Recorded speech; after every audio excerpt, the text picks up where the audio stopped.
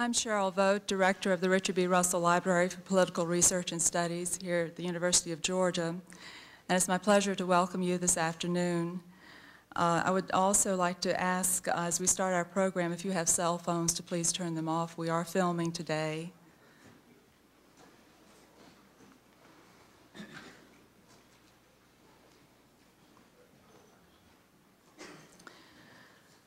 The Russell Library staff and I are very happy to host this public oral history program. No Other Road, 1953, Red and Black editors stand up for equality and free speech. As we start the program, I would like to recognize some special guests in the audience. The Honorable Horace T. Ward, Senior Judge in the U.S. District Court.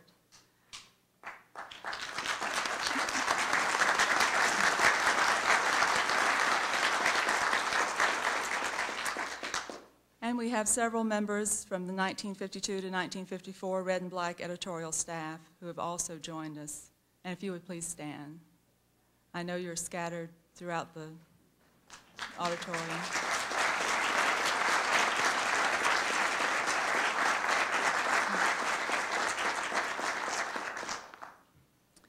For those of you here today who may not know much about the Russell Library,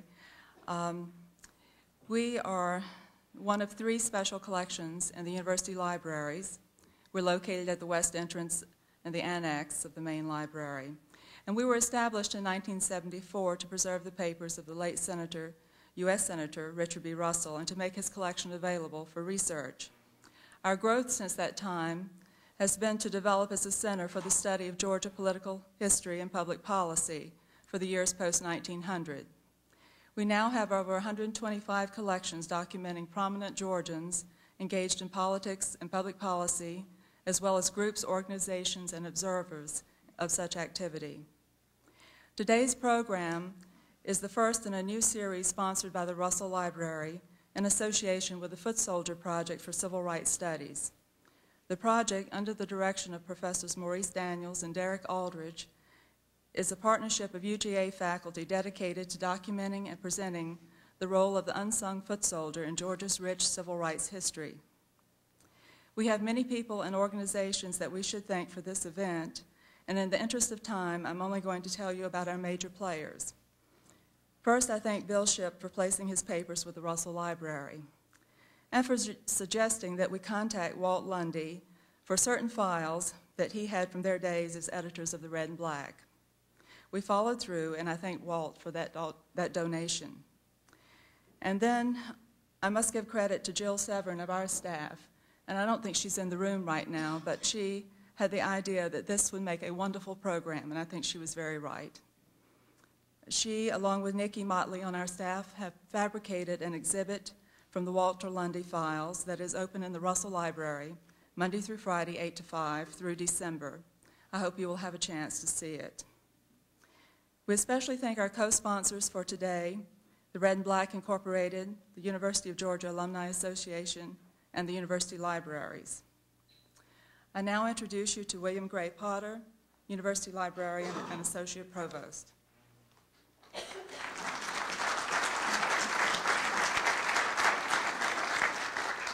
Thank you, Cheryl. Let me join her in welcoming you all to this very, very special event.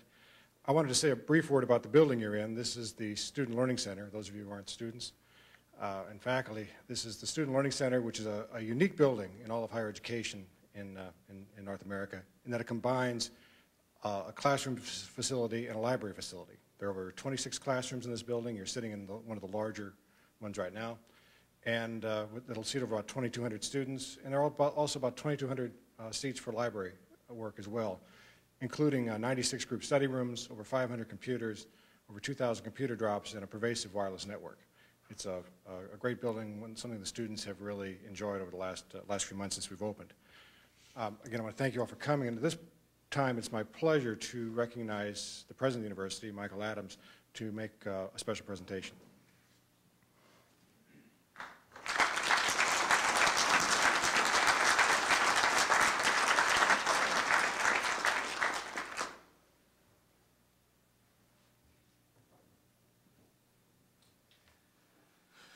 Thank you, Dr. Potter. I want to add my word of congratulations to you, to Ms. Voigt, and to all on your staff who have worked to make this very important activity this afternoon possible. I don't want to embarrass any of my colleagues for whom I will have the pleasure in just a moment of presenting a proclamation on behalf of the university. But I was thinking of the entire change that has taken place in the state of Georgia here during my lifetime.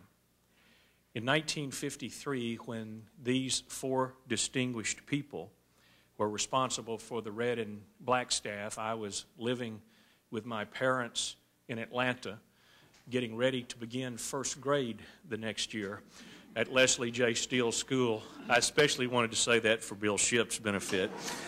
In 1954, I have absolutely no recollection at age 5 of the events about which we're speaking today. But only a few years later, by which time my family had moved to Albany, in 1960 and 1961, my consciousness by then had grown to the point when there were race riots and continuing conflict in the state of Georgia that has impacted me, as I've said in many speeches throughout my life. And as I've learned through the years, and certainly as my education and the education of all of us in this room continues today, we have both a rich history of which we can be proud in certain circumstances, and we celebrate one such chapter today. We have some other chapters in the history of the people of this state from which we are all still daily attempting to strive and to recover. I believe that that fight will continue and has its roots in improvement in many ways in that which we celebrate here this afternoon. But we're here to hear from these gentlemen and lady and not from myself. And therefore, it's simply my pleasure this afternoon on behalf of the university to read a proclamation which I hope each of these four key players will feel is some recognition of the esteem in which they are now held by the University of Georgia and by all of us. And I hope that those of you, and some of you I've spoken with even today into the community, who were a part of those staffs, even though you are not a part of the formal program, I hope that each of you will take some pride in the positions that you took at that time. Whereas Walter Lundy, Bill Shipp, Priscilla Arnold Davis, and Jean Britton served as editors of the Red and Black during the early days of desegregation in the South.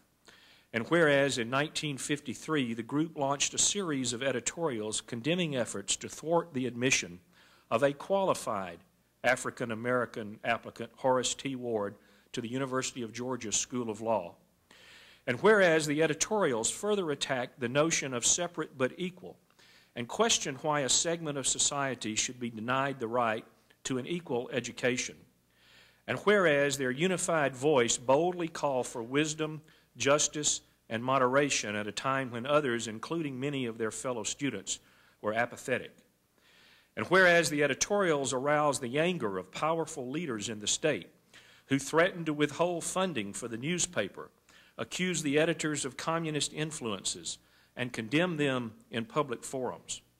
And whereas Lundy and Shipp resigned their leadership positions as editor-in-chief and managing editor respectively, rather than have their freedom of speech silenced by censorship of a faculty board of control created to review and approve all proposed newspaper content. And whereas Davis and Britton were appointed to succeed Lundy and Shipp as editors, but like their colleagues resigned rather than have their journalistic integrity impugned. And whereas the group's courage was lauded in news accounts and on campuses across the country, and whereas all four of these courageous individuals went on to achieve distinction later in life, Lundy with the State Department, Shipp as a journalist covering Southern politics and government, Davis as a mother and volunteer for the causes of affordable housing and community organization across economic, racial, and denominational lines, and Britton as a distinguished Episcopal priest.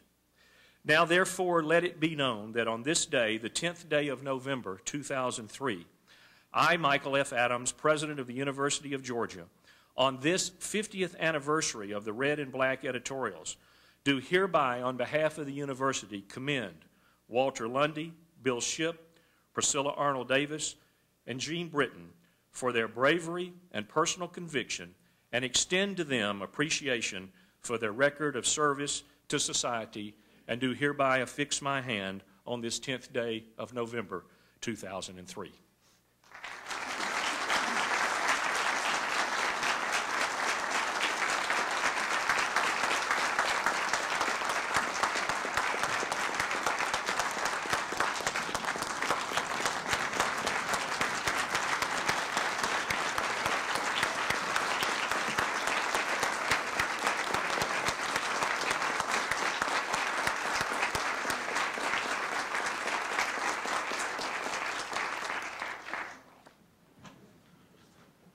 Thank you, President Adams.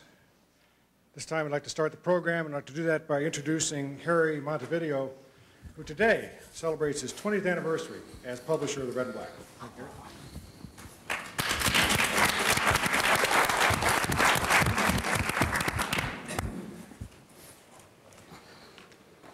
I'd also like to welcome everyone here today to commemorate and document the 50th anniversary of a courageous stand 4 University of Georgia students took early in the nation's struggle for civil rights. We welcome you to the discussion and reunion of these 4 editors, Walter Lundy, Bill Shipp, Jean Britton, and Priscilla Arnold, who resigned their coveted positions at the Red and Black student newspaper rather than submit to an editorial control board imposed upon them by the University System Board of Regents. We are also pleased to have UGA scholars Maurice Daniels and Kent Middleton on the program as interviewers. Dr. Daniels is author of Foot Soldier, of Equal Justice, Horace T. Ward, and the Desegregation of the University of Georgia, and Foot Soldier for Equal Justice, the Aftermath of the Desegregation of the University of Georgia. He's Associate Professor and Director of Masters in Social Work Program here at UGA. Dr. Middleton is a Professor and Journalism Department Head at UGA Grady College. He's an author and expert on media law, and very fortunate for us, a member of the Red and Black Board of Directors. As publisher of the now independent student newspaper, I have the privilege of introducing our distinguished guests. It's interesting to note the diverse path these 4 editors followed over the past 50 years, yet all the while maintaining the values and ideals they practiced while at the Red and Black. Walter, or Bucky Lundy as he was known in the pages of the Red and Black, was appointed editor-in-chief in the spring of 1953, having just served as the paper's managing editor. After his resignation from the paper in the fall of 1953, he graduated from Georgia with a degree in geography, and following spring served in the United States Air Force from 1954 through 58 as a transport navigator stationed in the Philippines. Following his military service, he earned a Master's of Art degree in International Relations from Georgetown University, graduating in 1961. As he was completing his work at Georgetown, he entered the Foreign Service.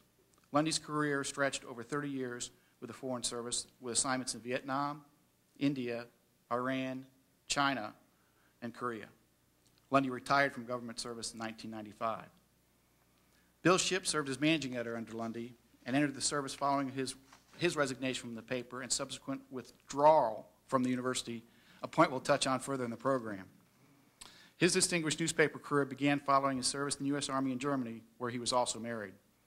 Shipp spent 3 decades on the staff of the Atlanta Journal-Constitution, serving as associate editor and city editor, having first joined the Constitution as a reporter in 1956. During his tenure at the Atlanta newspaper, he covered the beginning of the nation's manned space program, the civil rights struggle, and several national political campaigns. He carried out assignments in Europe, the Middle East, Africa, and Central America. He resigned his position as political editor in 1987 to start his company, Word Merchants. Shipp's company produces Bill Shipp's Georgia, a weekly newsletter on Georgia politics and government. Shipp is also associate editor of Georgia Trend magazine and writes a twice-weekly column that appears in more than 60 Georgia newspapers. He's a regular panelist on The Georgia Gang, a weekly commentary on news and politics. The Georgia Magazine Association named Shipp Best Serious Columnist for his essays in Atlanta Magazine. The association also gave Shipp the Best Column Department Award in 1994 for his work in Georgia Trend. Shipp is a member of the Society of Professional Journalists, a former member of the Board of Governors of the Atlanta Press Club, and a former director of the Georgia YMCA. Shipp also wrote Murder at Broad River Bridge, a nonfiction account of the slaying by the KKK in Northeast Georgia. He was a founding director of Longstreet Press, a book publishing company. In 1953, Priscilla Arnold served as the news editor of the Red and Black before she stepped in as acting editor following the Lundy and Shipp resignations, a position she would hold for just one issue, as she also declared her resignation. She would have been one of the first female editors of the Red and Black, although there had been several who served during the war period. Upon graduation in 1955, she married Harold E. Davis, who was then assistant city editor of the Atlanta Journal. Priscilla and her husband moved to Washington in 1957, where he covered politics, and she worked for the Nonprofit Planning Association as publicist and editor of the economic studies they produced. In 1959, Priscilla began her career as a full-time mother, raising 4 daughters, and also working with the Atlanta school system during desegregation, helping make majority-to-minority busing work and building community council, which would be representative of all the families involved in the school. Priscilla has been active for many years as a volunteer in the field of affordable housing, and more recently has focused on communities organizing across economic and racial denomination lines. The Reverend Gene Britton has spent a lifetime impassioned with the needs of others, just as he exemplified in 1953 when he resigned his position as acting managing editor. In 1954, he received a Bachelor of Arts degree in journalism from UGA. His journalism career was brief, but included work at the Atlanta Constitution as political reporter and as the Atlanta bureau chief of the Macon Telegraph. He also served as the Director of Information and Research Services at the Georgia Education Association. A call to minister led him to the Virginia Theological Seminary, where he received a Master's in Divinity in 1968.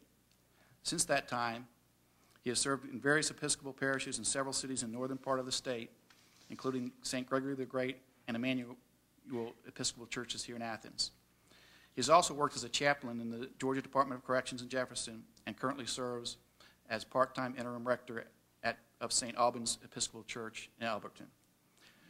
Thanks again to our 4 guests and your families for taking the time to return to the University of Georgia and the Red and Black. We're certainly looking forward to hearing more from you. I'd now like to set the scene for our audience. In the fall of 1953, a year before the U.S. Supreme Court outlawed separate but equal education systems based on race, these 4 editors of the Red and Black ignited a firestorm of controversy when they championed the right of a young black man, Horace Ward, to be admitted to the all-white University School of Law. A series of editorials appeared early in 1952 and in the fall of 1953 that challenged racial segregation in Georgia's public schools. Editor-in-Chief Walter Lundy and managing editor Bill Shipp found themselves targeted for attack by University System Board of Regents member Roy Harris. He threatened to have the Board of Regents withhold appropriations for the school newspaper unless the staff would stop running editorials advocating the abolition of segregation in schools. At Harris's request, the University of Georgia ultimately placed the Red and Black under the strict authority of the Publications Control Board, which would review the content of future editions and editorials. This action led to the resignation of both Lundy and Shipp, who refused to surrender what had been a free and unfettered press. Their Wednesday, December 2nd resignations were front-page stories in the December 4th edition, which was produced under the direction of acting editors Priscilla Arnold and Gene Britton. Arnold and Britton also declared their resignations on the editorial pages of the same edition, with impassioned editorials lambasting the university for instituting such stringent control and stifling student expression. They left the paper that night not knowing whether or not their work would in fact be published. It was, as was a final issue of the Quarter, the following week with yet another set of acting editors and a skeletal staff and an unsure future for the paper. As did these editors, the Red and Black survived that and other hurdles over the next 50 years, including separating from the university in 1980 to form an independent, not-for-profit corporation, becoming once again a free and unfettered press. Our interviews have prepared some questions for our guests, And I'm going to defer to Dr. Williams, Dr. Daniels, I'm sorry, for the first questions. I'd like to ask the first question directed to Mr. Shipp. In one of the editorials which has been referred to, the title of that editorial was "The Color is Black." You stated the following, and I quote, "The Atlanta Negro who has sued for admission to the free white University of Georgia suddenly found himself facing 2 years in the not-so-free, non-segregated Army." End of quote. Ward's chief counsel in his trial, Donald Hollowell, and others have commented that the fact that he was drafted into the Army 30 days prior to the time that his case was scheduled to go to trial was not perhaps a coincidence. I'd like to get you to respond to that. Many years later, I interviewed Senator Herman Talmadge, who, by the way, later nominated Judge Ward for the federal judiciary, and I asked him, and I said, "Herman, you just tell me, just between us girls, did you have Horace Ward drafted?" And he looked at me and smiled. That was the only response that I received from him. I remember during that time when they were looking at Horace as a prospective student, and the dean of the law school was asked over and over, why did you not admit this man to the law school? And finally, Dean Hush looked at I guess it was Hollowell, and said, "Well, he just didn't look like a University of Georgia student," which was not quite true. We forget one thing. In 1953, there were persons of color all over this campus. They were students. They were students from Asia. They were East Indians, much darker, I might say, than Judge Ward. But here was an American Southern black man who spoke English and wrote English better than I did, and sure as hell had better grades than I did, and could not get into law school. And that's kind of where we headed there. Okay. I'd like to ask another question, then I'll defer to my colleague, Dr. Middleton. Much has been made of Regent Roy Harris as well as Governor Herman Talmadge, two of the state's perhaps at that time most influential politicians during the 1950s. Both of them predicted race wars, race riots, bloodshed. In fact, they stated that many blacks would be killed if the races were mixed and schools were desegregated. I'd like to get any of the panelists' reaction to Governor Talmadge and Regent Roy Harris perhaps appealing to the fears of many in Georgia during that time. Happily, he was wrong. I think in many respects, Georgia, throughout this whole struggle, was more fortunate than surrounding states.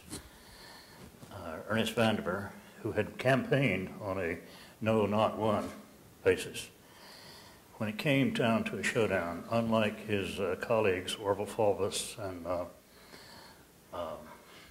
George Wallace and others, kept the public schools open in Georgia. So I think in many respects, the dire prediction of Roy Harris and Herman Talmadge didn't come true. That's not saying that it was all peaches and cream in Georgia. It was not. But it was better than it might have been if we had been in South Carolina or Arkansas. I'd like to add to that. I think Georgia behaved on the whole in many ways in an admirable fashion throughout the desegregation process. Looking back on it, I'm very saddened over many things that happened, including the part of it in which we were involved. I'm saddened that we were that way, but Georgia did show that it could change, and as someone living outside the state into the 60s and the 70s, I could look at Georgia with some pride.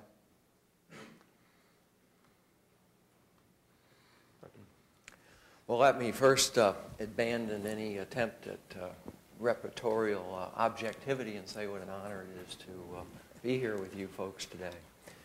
I wondered if you'd take us back to 1953 and tell us what possessed you to take the courageous stand that you did.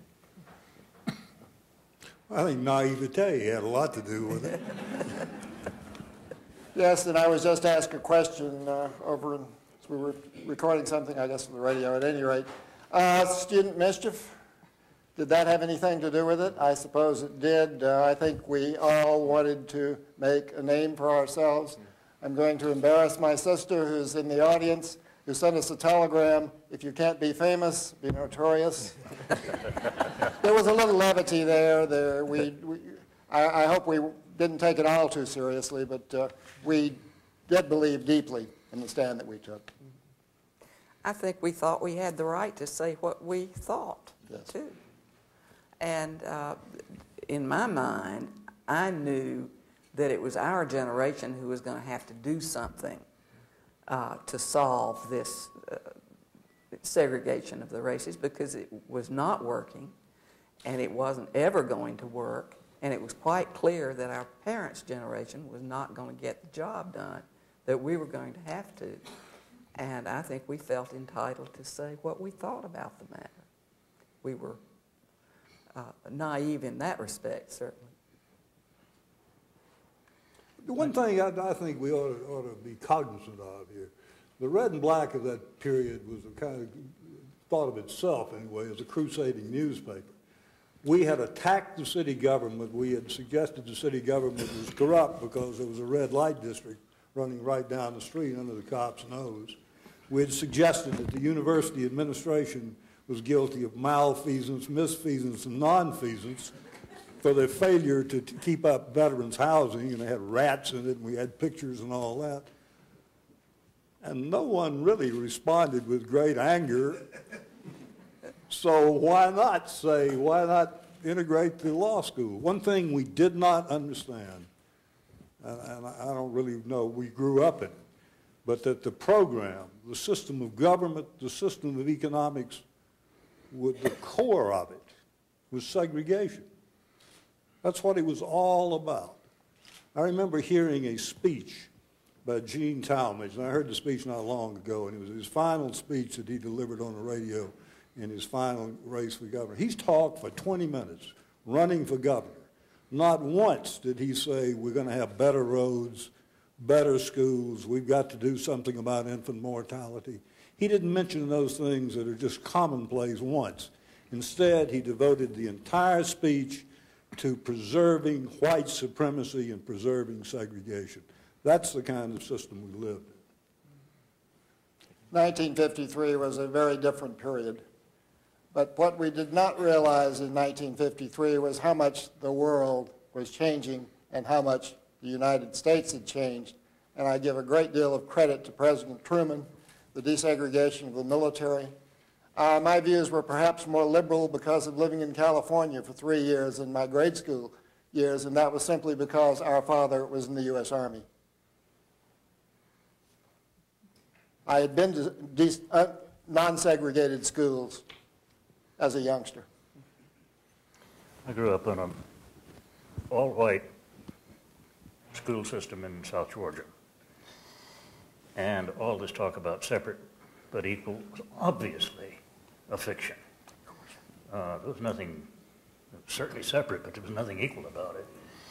And it seemed to me that even as a high school student, there's something wrong with this picture. I don't know why or how exactly that I became somewhat passionate on this subject. I do remember that there was in a social studies class, a debate over President Truman's Fair Employment Practices Commission legislation, and I took the side that favored it. I don't know, maybe some research did it or something. I don't know why, but I knew that, as Bill Shipp has said, that the color line had already been broken here, but when I came to the University of Georgia, there were no American blacks here, and there was something wrong with that picture. And as I said, I felt very passionate about that, because in my heart, there was a moral problem here. There was something that contained a lie, separate but equal. It was something that obviously was discriminatory. And when it came to what we did on the red and black, I don't know that I had all this analyzed and put together and systematized. None of us did. But I certainly was being consistent with what I had come to believe. Well, you could just, I could never see the logic of it. When I was in my early years, we grew up outside of Canton, and the people who owned the place next to us were black. They owned their land. They worked hard. They raised a large family. They had a value for education. And there was just nobody who could tell me that those people were any different, really, from my family, who had the same values. So I was unpersuadable on the subject of separating people, and I'm even more so today. When I remember that taking the bus, in those days students didn't have cars as much as today, and when I wanted to go home for the weekend, I had to take Trailways. And I would go down to the Athens bus station, and there was a white waiting room and a colored waiting room, a white water fountain and colored water. And I never could understand the rationale of colored water as opposed to white water. Can anyone here now believe that during World War II, German prisoners of war who were being transferred from one prison camp to another could eat in restaurants anywhere the bus happened to stop that was taking them, but black American soldiers who were fighting for their country could not? That was wrong. And those same German prisoners of war sat in the orchestra at the movies, and the blacks had to sit upstairs in the balcony. That was always astounded me. What made the red and black then such a center of this focused morality in 1953? Or were you unusual? Were we unusual? Could you say weird? Different. I mean, nothing before and not much after for quite a while. Well, there was nothing after because you had a board of control. Incidentally, I think that is a great title. If we had that board now, it would be known as the Board for the Promotion of the Free Press and Protection to the First Amendment. But they said flat out what they were. They were the Board of Control. It was a simpler time. I'd like to know what was the reaction on campus, particularly with students, as well as faculty, with respect to the stand that you had taken related to both equal opportunity under the law as well as your advocacy for free speech? We can all comment on that one. I just as soon lead off, I suppose, as anybody. I think most of the campus, most of our student colleagues, friends supported us. There were some important exceptions to that, and they tended to be involved in campus politics, or they were aspiring politicians, many of whom were in the law school. But on the whole, I felt that I was supported by most of my friends. The faculty was in a terrible position. The faculty, if they had come out for us, any of them, publicly, would have lost their jobs. I've already expressed this. I want to say it in public. Tyus Butler, who's here today, thank goodness, and we're so glad, welcome him so enthusiastically.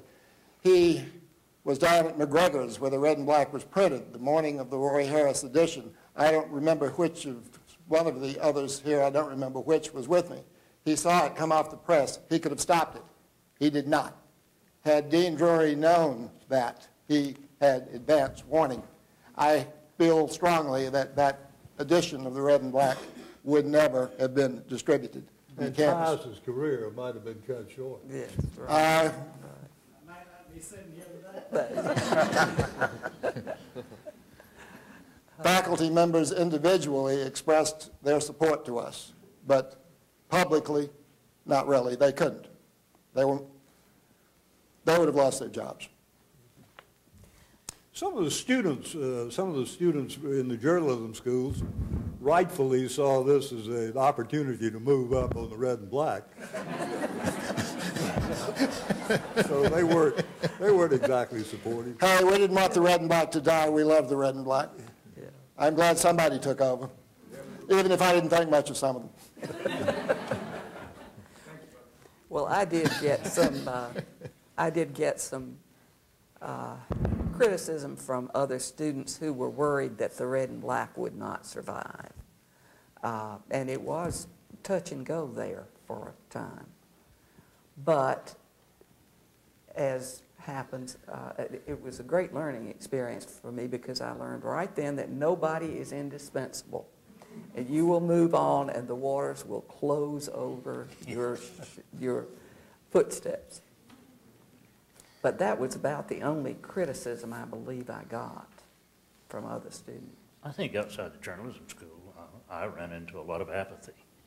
I mean, the attitude of most white students was, how does this affect me? I'm doing okay. I'm getting a B in English 101, so why should I be upset about this? And I think a lot of, well, this is the way it's always been. Yeah. Inertia is a powerful force in society. I know Ralph McGill, the legendary editor of the Constitution, supported you and sent a letter to Bill Lundy expressing his support. What about beyond the Constitution? Did you get much support from the institutional press, and did you think it was adequate? We got a great deal of support from the Yankee press. The New York Times supported us. Yeah. Newsweek, Time. Right. If Fox and CNN had been in business now, we would have it made. Sylvan Meyer of the Gainesville newspaper stood out. He wrote a very forceful editorial, which I assume is with the red and black papers.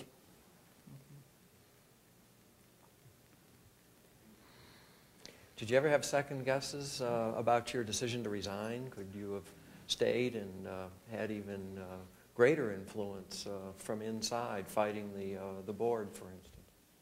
No, I have not had second thoughts since then. I did an awful lot of pondering at the time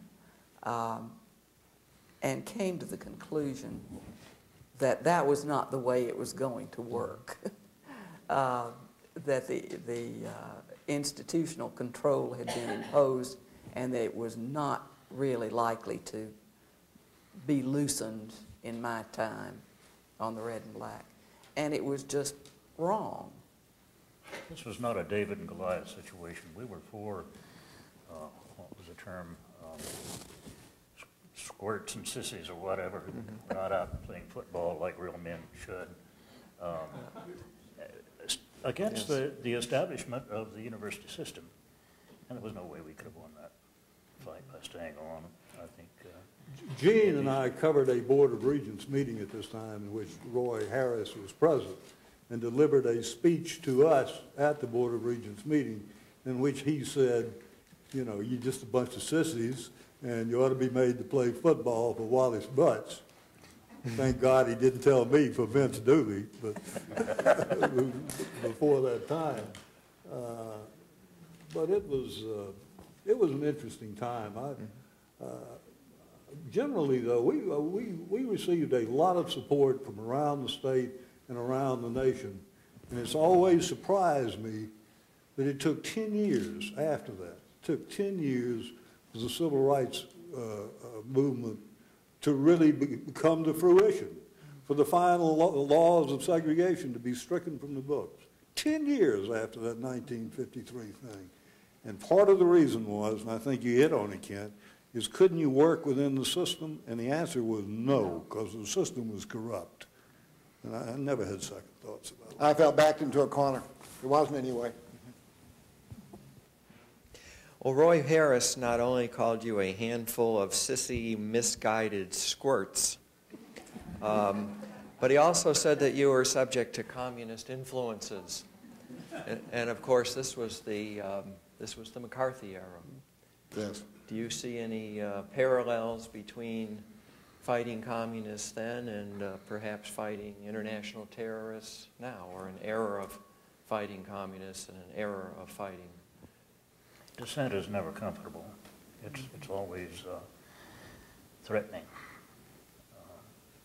to the power structure, whatever that power structure is. It's always going to be a struggle to maintain First Amendment rights. The price of freedom is eternal vigilance. Is that the quotation? And that's certainly true with First Amendment rights. You better think very hard before you acquiesce in the diminution of those rights, because you're not going to get them back. Freedom is a fearful thing. And again, I think the only way that I can keep my way of living alive is to put some constraint around it. And I think let's take away some personal rights to protect what we have. And I think that was the attitude then. I think to a large extent, it's what the war on terrorism has become, and certainly I oppose terrorism. I worry now as I did then, and I worry more now. The issue of segregation is still on the table, but it's not on the table in a legal sense. The issue of the right to dissent is still very much on the table. You're still threatened by it. I see faculty members right now, and I wonder why they do it. Don't you sign a loyalty oath? We do. Saying you're not a communist, right? And never have been. And never have been. And most of the communists I know about who are still active are at Harvard. Now, not in Russia. Yes.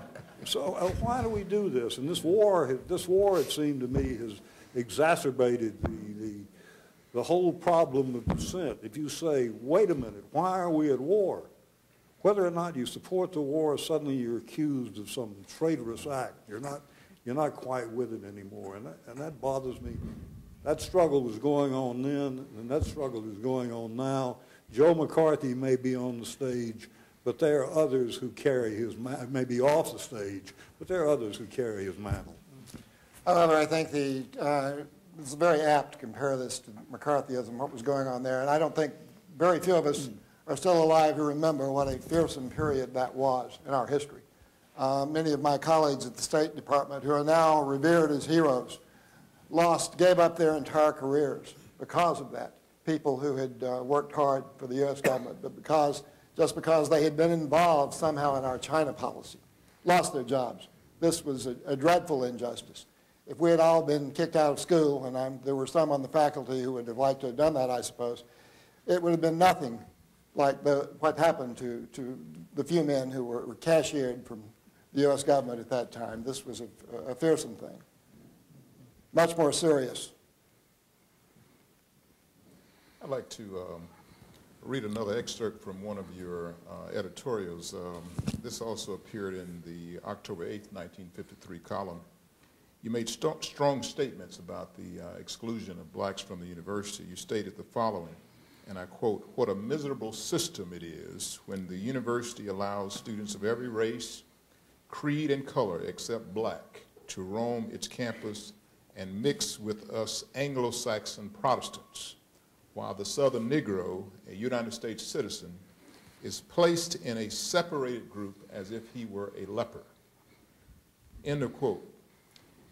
In light of the 175-year exclusion of blacks from the university and your statements here, what is your perspective today about proactive measures to increase black enrollment at this university and others? I think you've asked a very complicated question that has to be, I'm going to get into bureaucratic language here for which I apologize. It has to be decided on a case-by-case basis. I cannot look at it any other way. But remember, the affirmative action was not in our vocabulary in 1953 in this very different period of time. How you deal with injustice is always going to be controversial. And when you're advantaging one group, there are those who are going to be bitter because they feel that they were disadvantaged. Therefore, I see no alternative to a case-by-case basis. All right, I know we want to leave some time for question and answer from the audience, and Dr. Daniels, I think you've got something you want to move on with. Thank you.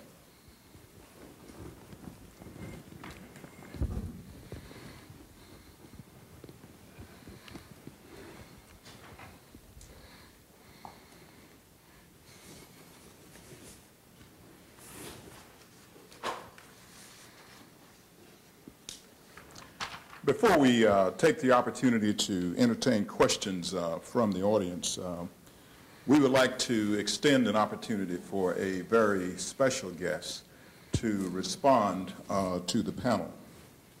We are pleased, as was noted earlier, to have in the audience today the Honorable Horace T. Ward. In 1950, Mr. Ward was a resident of the state of Georgia.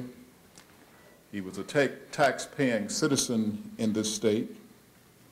After completing Morehouse College with a bachelor's degree and Atlanta University with a master's degree, Mr. Ward decided to pursue a legal education at the public tax-supported institution in Georgia.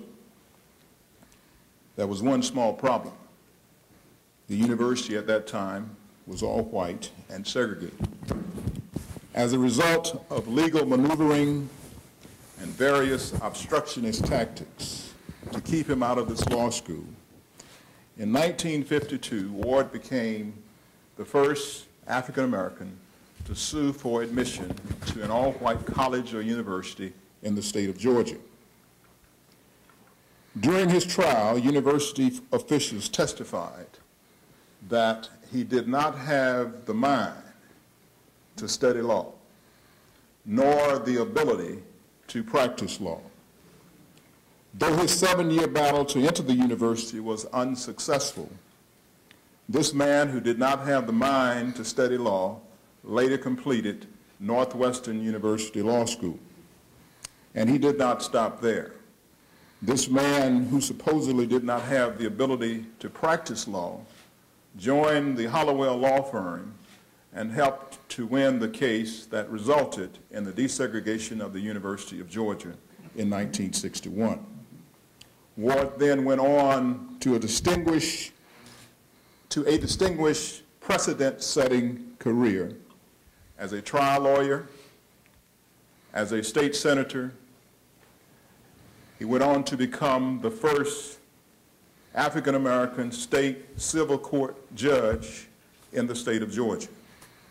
He then went on to become the first African-American Superior Court judge, and later the first African-American federal district court judge in the state of Georgia.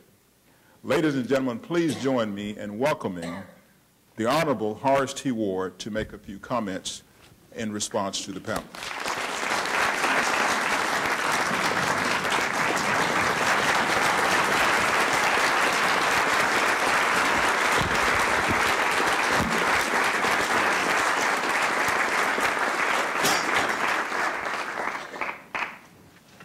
To the President of the University, the sponsors of this program, the officials of the Richard Russell Library, to the moderators and others.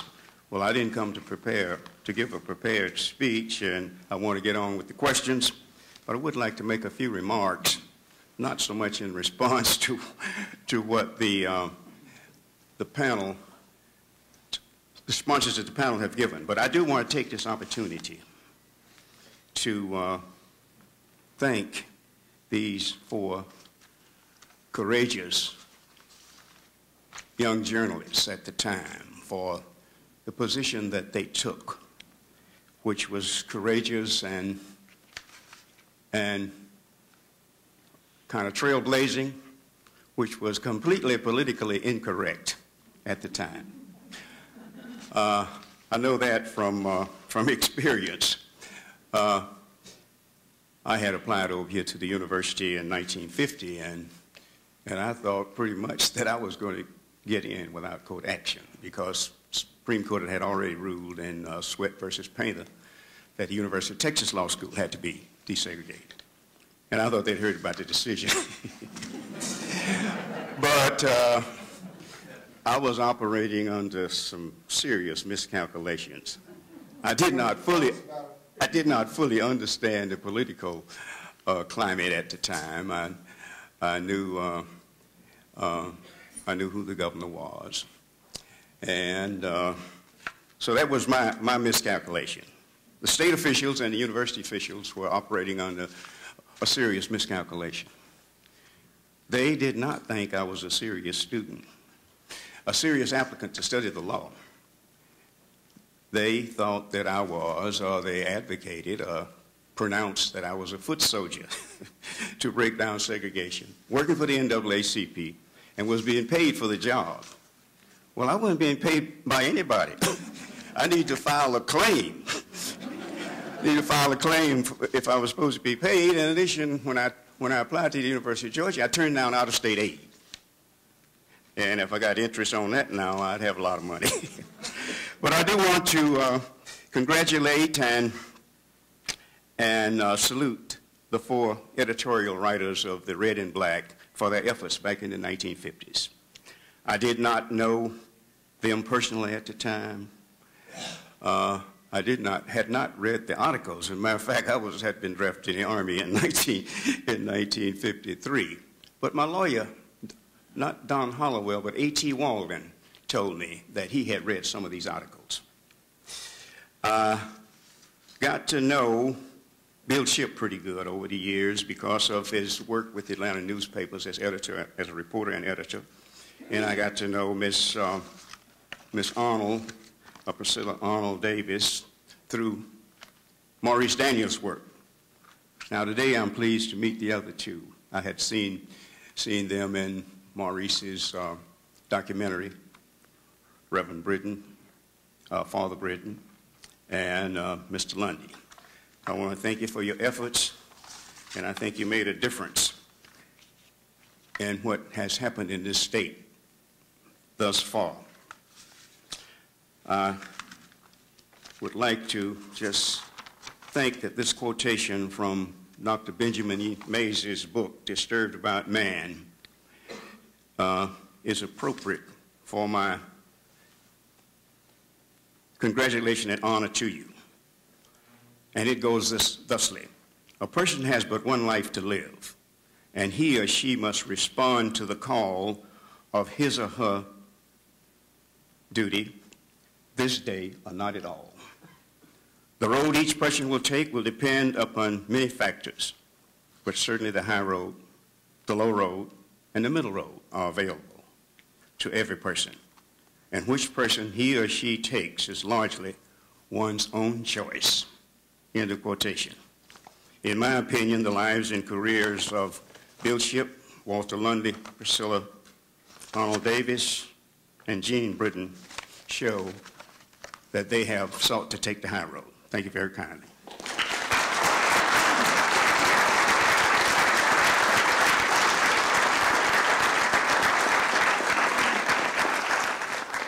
At this time, we will entertain questions from the audience to our panelists. Yes, please stand. Yes, Reverend Britton, you wrote a great series in 1958 for the Atlanta Constitution called The Young Lions, about the emerging political leaders in Georgia. I wonder if any of those, as you interviewed them, gave you hope for a desegregated future. I'm trying to remember the series. I remember the indelibly. You mentioned Jack Flint, you mentioned Ernie Vanderbilt, Peter Zach Gear. it's coming back. Yeah, people like that. Well, from Peter Zach here, I'll say no. I didn't get any hope at all. From Ernie Vandiver, I would say yes. Carl Sanders was a progressive candidate for governor. Thank you. Other questions from the audience? Yes. As you were talking about all of this, it sounds so very calm, but if I recall, in 1945, there was a lynching just south of here. And when I saw the documentary about the integration of Georgia, the mobs were horrible. The forces that were here didn't seem very calm. I wonder, I'm always curious about how people are concerned about their own safety or their own lives. Did you not get any feeling for that, knowing the climate around here? The tensions at my home were very great. People came and threw garbage on my mother's porch, and she was very ill and mistreated her. She got telephone calls in the night. There was a great deal of tension, and what you say is true. And in 1962, I was at Ole Miss, and I thought we were going to have Civil War II. The reason for that, though, was because the authorities, the people in control, condoned violence, condoned the tension, and thought if that kind of violence and tension existed, that somehow a segregated society could be maintained. And it was nothing further from the truth. But yes, those were tense times. That was not my experience. My parents simply commented that they could tell who their friends were when all of this was happening, but they received no threats. The Grady County was my home where I spent my high school years. This didn't happen in that part of the state, I'm proud to say. I never felt, I suppose I should have worried about my safety, but it never occurred to me to do so. My parents were very angry at me, and I was a little worried about that, but I figured they would forgive me finally, and they did. But aside from that, I don't recall any feeling of threat. Like Walter's parents, my parents were very supportive, although they were segregationists. I don't recall, I think for a moment, it occurred to me that with the regents and the president of the university at the time and the dean of the journalism school at the time, would it be possible for me to be expelled from the university, which I loved? But that thought passed, and I really, in retrospect, think that was more my own paranoia than any actual threat. I never felt threatened. There was a little bit of name-calling.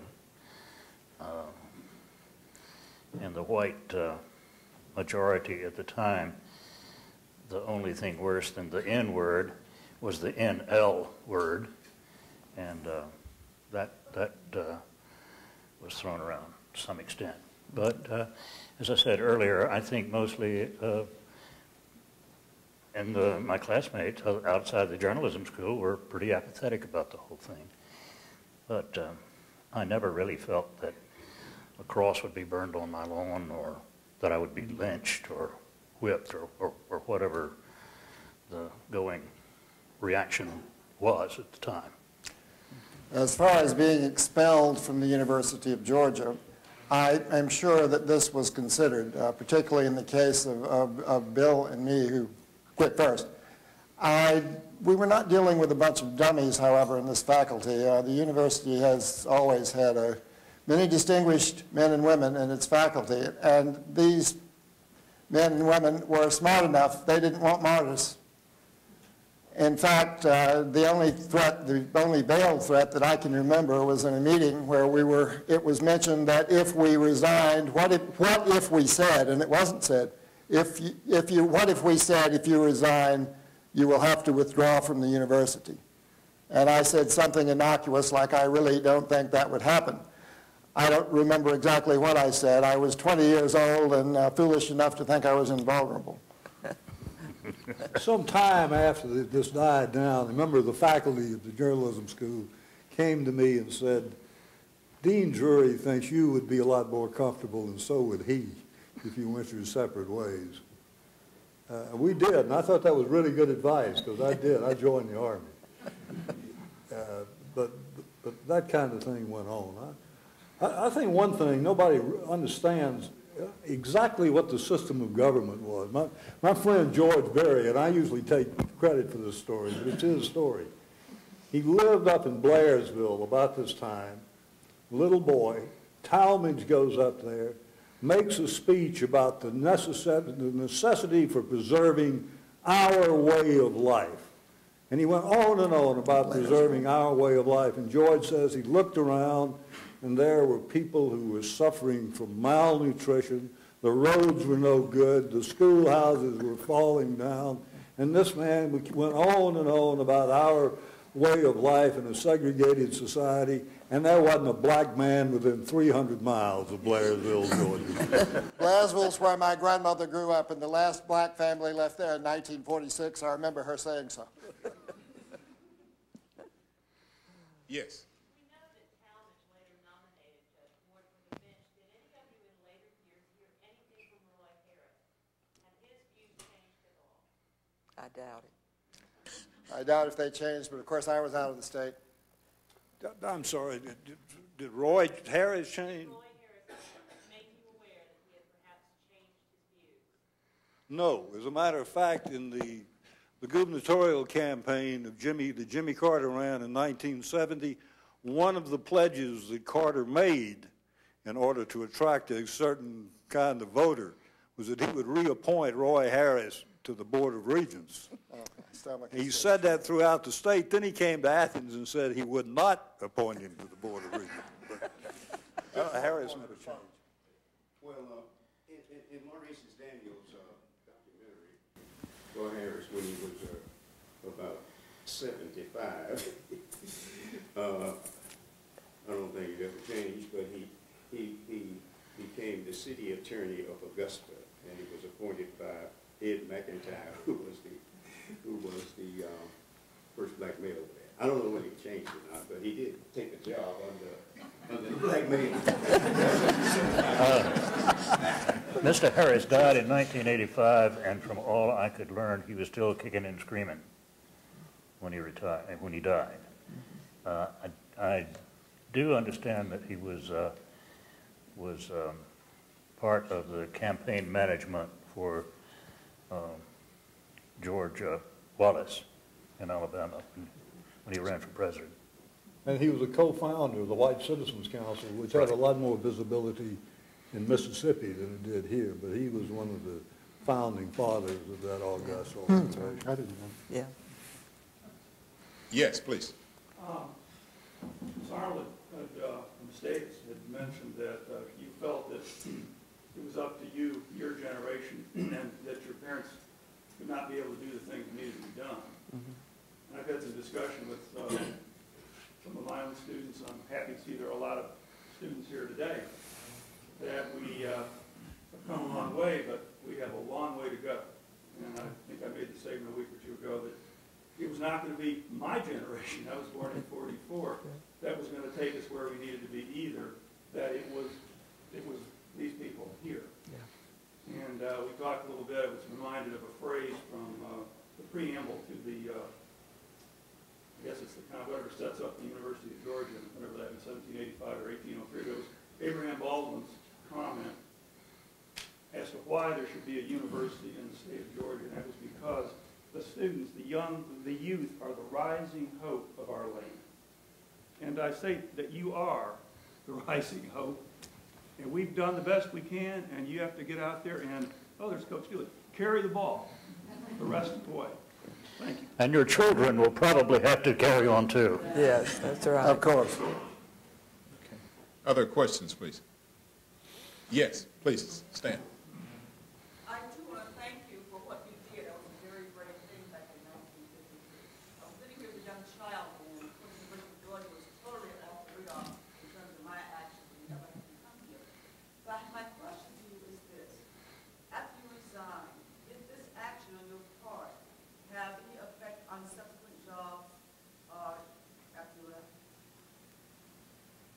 In my case, none whatsoever, but I'm the only one in the group who left Georgia. It was a seminal crisis in my life. I joined the Army. Everything changed. I went overseas. My goals changed. My outlook changed. It was, and I came back to Athens to resume working at a radio station that I'd worked here. And the manager of the radio station said he didn't think he'd have a position for me. But I did go to work immediately for the Atlanta Constitution, so it was nothing happened. If anything, I think it probably helped me. I interned on the Atlanta Journal in the summer of 1954, I think because I was known through this incident. I'm not aware of any career change that resulted directly from this. I know that I felt good about what I'd done. But no, I think there was no, what happened to Bill Shipp didn't happen to me. It was not a seminal event. It was an important event that I still look back on, frankly, with some pride. I'd like to just follow up with a related question. You were also, in addition to being admonished by the various officials at the university, you were condemned on the floor of the Georgia General Assembly. Were you aware of that at the time? Listen, that's one of the great honors I've ever had.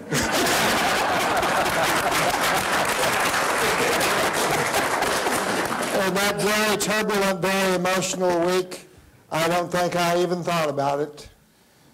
I didn't know about it until I read what was going to happen here today. I knew about it, I had forgotten about it. Yes, please, sir. 3 out of the 4 got off pretty easy here, and it looked like everybody dumped on poor old Shipp. What is it about Bill Shipp that made everybody want to dump on him? Well, everybody knew, he's too modest to say so probably, everybody knew that he was the principal author. And this first editorial about which... You're not going to blame this on me. I'm trying to give you credit for it if you shut up for a minute.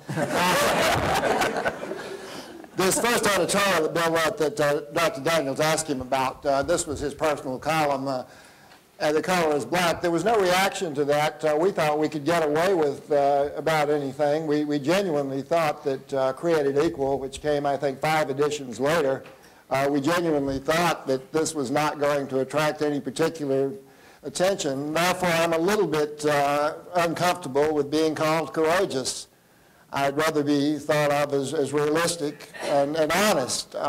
Courageous, I don't know how courageous you can say that we were, but once it happened, we were not going to back down. We couldn't. Right. And when it comes to looking at courage, what we did was nothing. Nothing compared to Judge Ward. And the struggles of others in this movement. Those who went to Mississippi and put their lives on the line, and some of them lost their lives. Those are the real heroes and heroines. Yes, sir. A while ago, the statement was made that what made these people think they were so special? Well, they were special, and I was proud to have worked with them as a photographer. But they were special, and what made them special was they did. Other people could have done something, would have done something, or maybe did. But in 1953, these 4 people did. Maybe it wasn't big, maybe it wasn't earth-shaking, but they took a step. Maybe they didn't feel like they were heroes nor special, but they took that one step, and that one step was all it took to get things moving. It took 10 years, Bill, and it's still going on. But a step was taken, and it hadn't been taken for many, many, many, many years. And I'm proud to be here.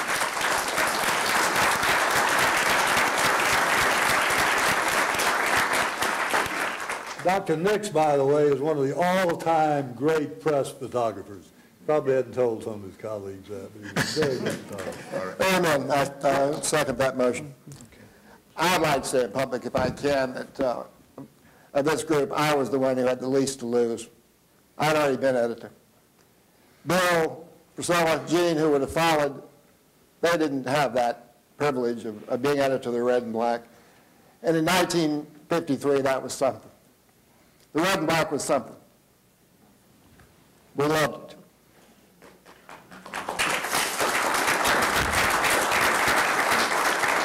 We'll take one more question from the audience.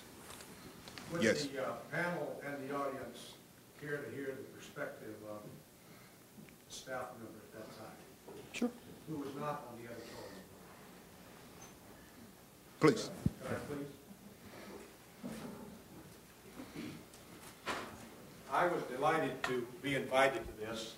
I was the business manager of the paper at that time. I'm Eddie Lewis from Calhoun, Georgia, and I lived through that with the editorial staff. And with your kind permission, I'd like to reflect on some of the comments that have been made and maybe, a different spin, as we would say, on it, but not really. We did not want them to resign. There was a lot of debate going on.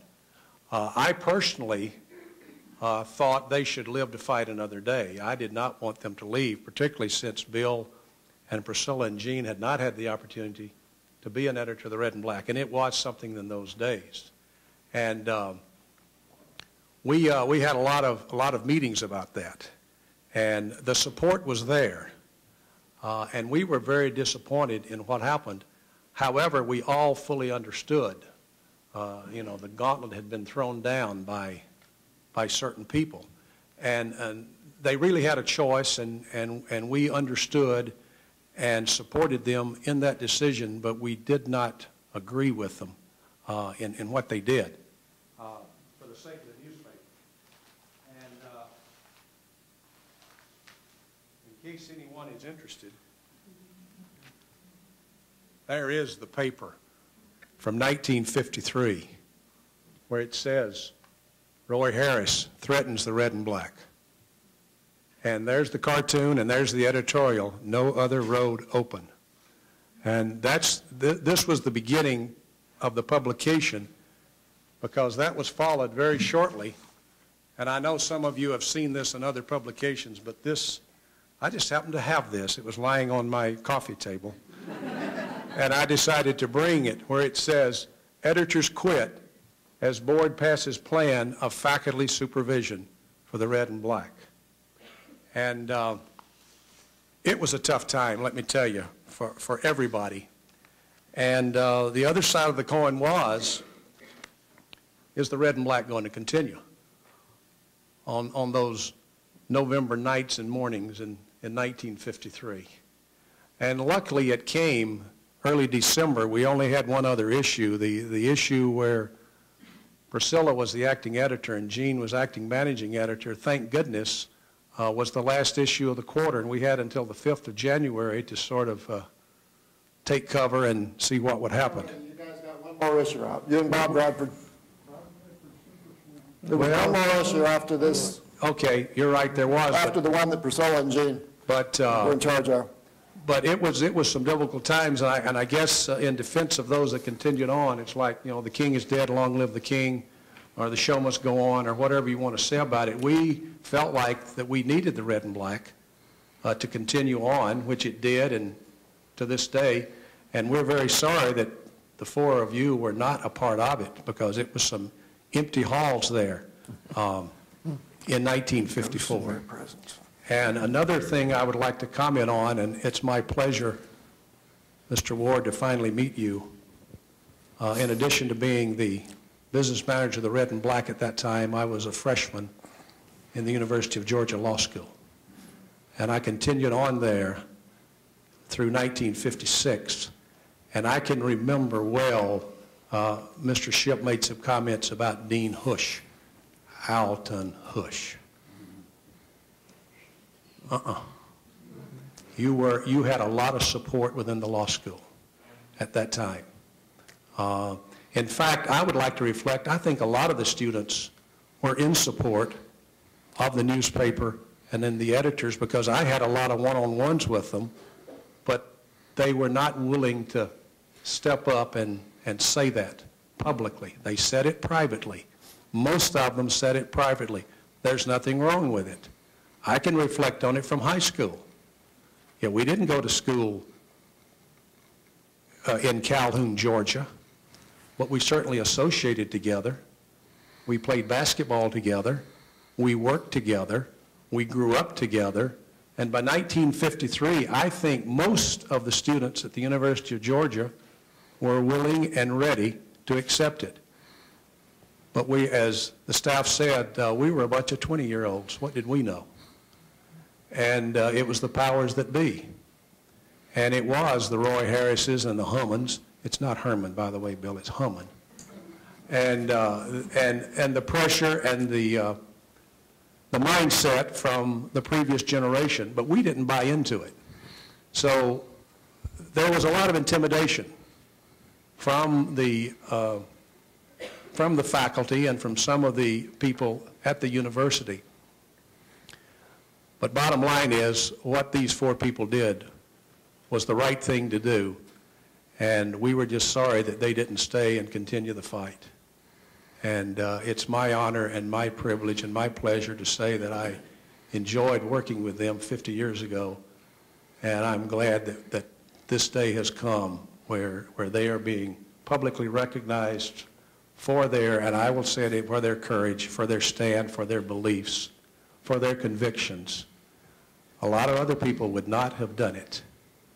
And you're all first class in my book, and always have been and always will be. So thank you again.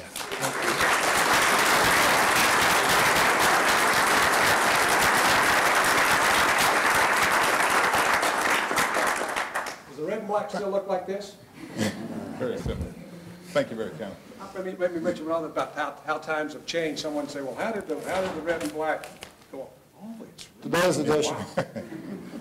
Someone wanted to know about how the red and black managed in those days, how it really survived, how it supported itself. You named it. You named it. And you could get all the free cigarettes you wanted from Eddie. Yes. That was strictly about the cigarettes. I handled the advertising for this paper for 2 years, and you are very right, sir. If it hadn't been for the half-page tobacco ads that we ran every week at that time, we would not have had a newspaper. Free speech. And so the money was there, the backbone was there, so we had to continue. What were we going to say to Liggett and Myers? What were we going to tell them? No, we're not going to have a newspaper next week. We'll give you your money back. But you're right. That's what it was all about. And a few other things in here. But it did go on, but it does look a little different now. And if you can get those cigarette ads back in the paper, we've got a mortgage. If we could give the panelists, if you have any closing comment you'd like to make, we'd like to wrap it up. Just to thank everyone who put this program on. I don't think any of us ever thought that this would happen. 50 years from now, it would make any difference. And I'd like to say that these papers that now in the library, they're not just Walter A. Lundy collection by any means, or things that Bill Shipp turned over. We all contributed to this collection. And when I had it was agreed that I would be the repository for it, but both Bill and Gene and Priscilla all contributed to this collection. And I'm a little embarrassed that it's called the Walt Lundy Collection. I'd just like to say I'm very honored by this, and I had no idea that Indeed. A year ago that this event would be commemorated. But thank you very much, everyone who's involved in this. Me too. I'm highly honored. I never thought of myself as being particularly courageous either. And I'd like to thank Mr. Montevideo for his hospitality today. I think the Red and Black is not only alive, it's very well. Yes. At this time, if I could present Dr. Derek Orridge, Associate Professor of the College of Education and co-director of the Foot Soldier Project for Civil Rights Studies. Dr. Orridge.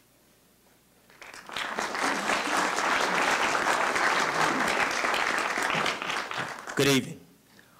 On behalf of the Foot Soldier Project for Civil Rights Studies, in partnership with the Richard B. Russell Library for Political Research and Studies, we would like to honor Walter A. Lundy, Bill Shipp, Priscilla Arnold Davis, and Jean Britton for their advocacy of civil rights, their courage in taking a stand for equality, and their ongoing commitment to social justice.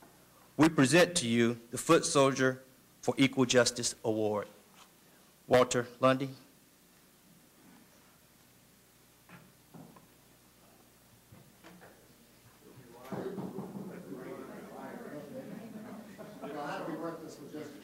I'll just take it to you. Thank you very much. I appreciate that.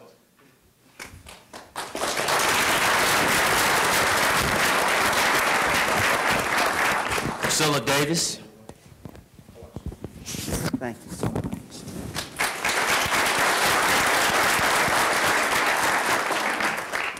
Jean Britton.